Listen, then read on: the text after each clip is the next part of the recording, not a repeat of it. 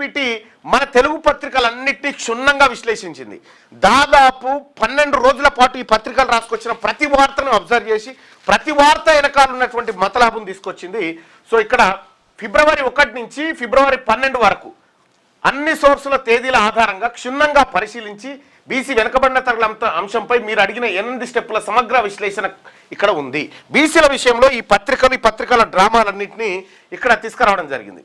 ఇంకా బీసీలకు సంబంధించి వచ్చిన అంటే ఏ పత్రికలో ఈ 12 రోజులలో బీసీలకు సంబంధించి ఎన్ని వార్తలు వచ్చినాయి, ఏ పేజీలో వచ్చినాయి, ఎంత వచ్చినాయి, ఏ ఫోటో వాడిరు, ఏ ఫోటోను వాడలేదు అనేది ఇక్కడ ఫిబ్రవరి 1 తారీఖు 2వ తారీఖు ఇక్కడ 6వ పేజీలో న్యూస్ వచ్చింది. విజయక్రాంతి పత్రికలో బీసీలకు బీఫారంలు ఇవ్వాల్సిందే, రాజకీయ వాటా డిమాండ్ కోసం ప్రధాన వార్త లీడ్ వార్త అంటే బ్యానర్ వార్తను విజయక్రాంతి ఇచ్చింది.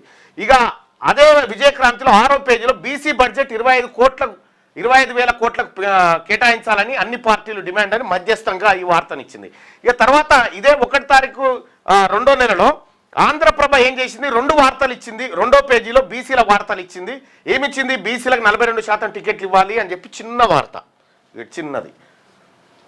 సాక్షి దినపత్రిక 2వ పేజీలో వార్త ఇచ్చింది.